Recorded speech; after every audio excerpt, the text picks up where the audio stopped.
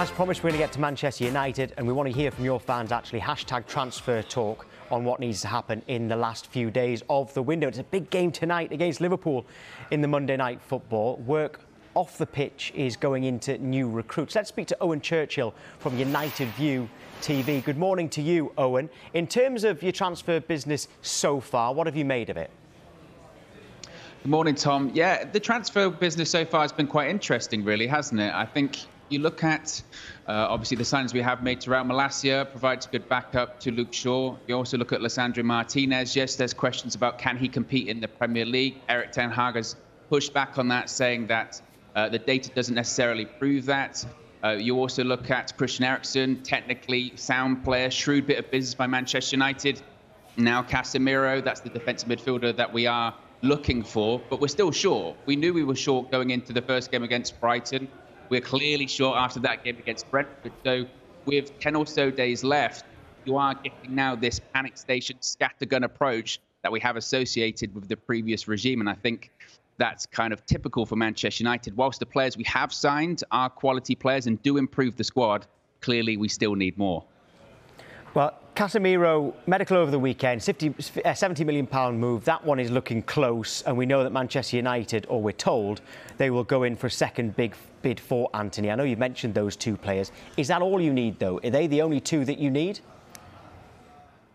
I think we need a lot more. Last time I was on, I spoke about Manchester United needing strength in depth in those attacking areas. You mentioned Antony. Clearly, on the right-hand side, we've got Jadon Sancho, but his form was indifferent last season.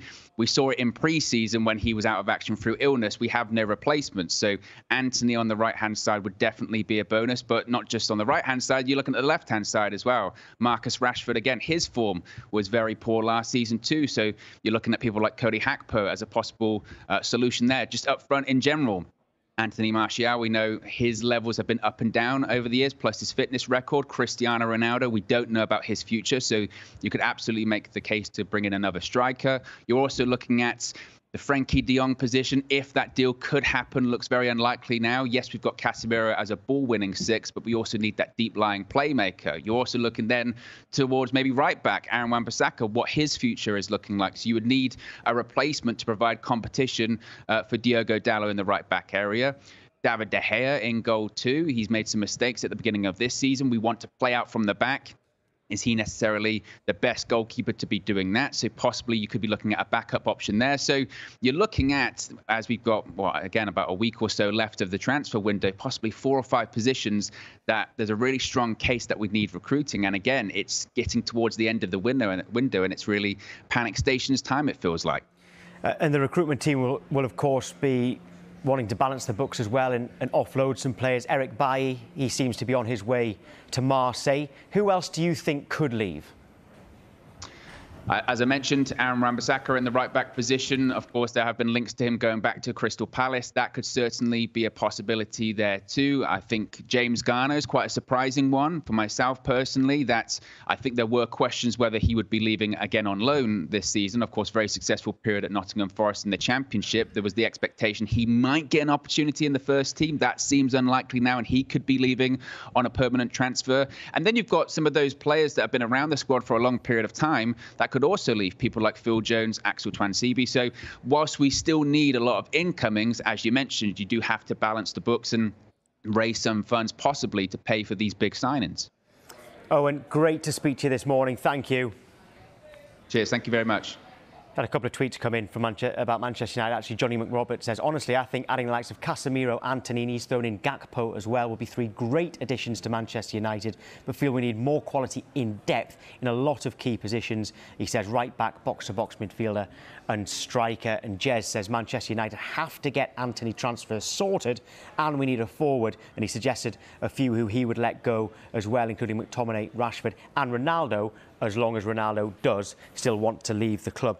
Something we've got to mention, Sam, the reports over the weekend linking Harry Maguire with a move away and a move to Chelsea. What did you make of that? I couldn't believe it, to be honest.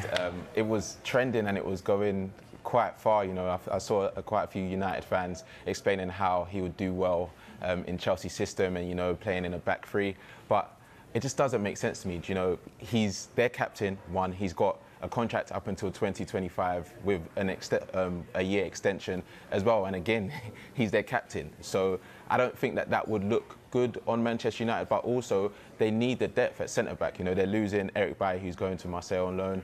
They've got Varane, who's been injury-prone since he's been at Manchester United. Martinez still needs that period to bed into the squad as well. Phil Jones hasn't featured that many times as well. So although he hasn't played great and United fans haven't, he's praising him as much as they have in the past, I don't think that those links are serious. Do you think perhaps Manchester United see this as an opportunity to recoup a big chunk of the money they put into Harry Maguire?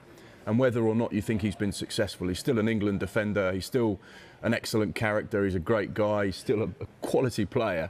Yes, he perhaps hasn't reached the heights that Manchester United expected when they paid that huge sum of money for him and the way perhaps he played at Leicester. But do you think maybe this is their thought process of, well, we're not going to get this kind of money again. This may be our opportunity to cash in. I don't think so. I think when Eric Ten Hag said at the beginning of the season that he's keeping him as captain, he must have seen something in him, had conversations with him where he said, you're going to be a big part of this team moving forward. So to change that type of stance after a few games would be quite shocking. But at the same time, they haven't won a game this season. They're not looking great as well. So maybe he's looking at their biggest assets and thinking where they can make their most money. Yeah, it's very much, it was a newspaper story over the weekend, but it got everyone talking, so we thought we would mention it here this morning as well. Harry Maguire remains the captain of Manchester United and a key player for Eric Ten Hag. Now, Harriet, how much of a key player will Casemiro be? Because this one's very close now. Yeah, it is really close now. As you mentioned, he was in Manchester for his medical over the weekend. It's really interesting because obviously we all know about the De Jong saga and how long that's gone on. He was their key target over the summer transfer window. It's a very different profile of central midfielder, but that's something they really need. They need to strengthen that midfield area. I think with Casemiro, they brought in a proven winner, haven't they? They brought in someone they really like the look of his character. They really like his winning mentality. They needed someone who was going to shield that Manchester United defence a little bit more. So they brought someone in who they think can do just that. The only question marks for me are about his age. I know he's only 30, but for a midfielder, that does feel like a sort of a short-term solution. How are they going to cope with that in 3-4 years when they've got someone on really high wages and they need to shift him on? And also, he's really effective in a team that sort of drops deep. How is he going to cope with a new Manchester United system that sort of plays a bit differently? It'll be interesting to see how he adapts. But a really good signing, someone who we know can carry a team and really provide a bit of defensive solidity that Manchester United need. There's two things about the Casemiro deal that I thought was quite interesting. Harriet's mentioned his age, still a lot younger than me and Tom. So, but the transition from being a La Liga holding midfielder to the Premier League, how big a jump is that going to be for someone who's spent so many years in La Liga? Because the pace, the intensity, you don't get time on the ball, you've got to make decisions quickly, you're going to be pressed high because that's the way a lot of teams set up in the Premier League at the moment. That's the thing. But also for Manchester United, would they have not been better investing perhaps another 30 or 40 million and getting someone like Jude Bellingham or Declan Rice or, someone that could be the future for the next 10 years as opposed to the next 2 years? I think because they've invested so much money in him. I was just saying, I think they have to look at players that are available and players that want to move to Manchester United. I think with Casemiro, he was keen for a new challenge, and in the Premier League is something that really suited him. So while, in theory, a Jude Bellingham would be really nice, and I'm sure Manchester United fans would have loved that, they had to look at what was available in the market. I think as well, something that adds to this is that he's played with Fred at international level. Maybe they're thinking that dynamic might be able to translate at club level. It might be able to push Fred on as a midfielder. So we'll see how that works as well. But I'm sure Jude Bellingham would have been a nice surprise for United fans. Yeah, well, Debbie Broster is not happy with Manchester United's transfer business at the moment. She says transfers are a saga, but I don't think things are getting any better. They seem desperate and there's no organisation. And Rex, and just specifically about Eric Bailly, says, why are Manchester United sending out Bailly? He says he thinks that he's Manchester United's best defender. He says that Rojo and Bailly were his favourite centre-back pairing, so he doesn't want to see Bailly leave. Someone else potentially coming in, really interesting, this one with Antony. It looks like they are going back in with a second bid for him, Mark. Yeah, Antony to Manchester United. They had their first bid rejected, which was around £70 million. He didn't play at the weekend. Of course, he's a Brazilian international, 22 years old, currently playing in the Eredivisie, someone that Eric Ten Hag knows very well indeed. However, Manchester United fans a little bit sceptical about whether he is the right man. Scored just 8 goals in the league last season, 2 in the Champions League. Is he the answer to Manchester United problems? Is he the answer at around 80 to 90 million pounds, which is what is looking like it's going to take to get him out of Ajax at the moment? Let's take a look at what the manager said after the weekend. This is Alfred Schreuder, the Ajax head coach. He said, "I disapprove. If we were to sell another player, I think we are very strong financially. I have a good feeling about it. Of course, it's difficult. I understand the lad, but he plays for Ajax too. So these clubs do come knocking on the door. We are playing in the Champions League, and I don't think Manchester United are." Slidigs. A little bit of a dig there from Alfred, but he's absolutely right in what he's saying. He doesn't want to lose more players. He doesn't want to lose Antony, who's a key player. And of course, Manchester United are getting to the stage now where they're going back in for players that they were being linked with 5 or 6 weeks ago. We've seen how many players they've tried to sign over the course of this summer and failed.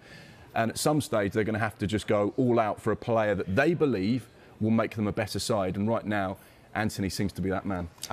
I was going to say, I think Ajax should look at that money and see how they can reinvest. Because, like you said, you know, they've been dominant over the last few years. He only scored 8 goals last season, 2 in the Champions League. So I think if Manchester United are pushing that much and they want to spend over 8 million and the players keen on that move, yes, they don't have Champions League football, but surely it would be better to, you know, take that money, reinvest before the window closes and go again.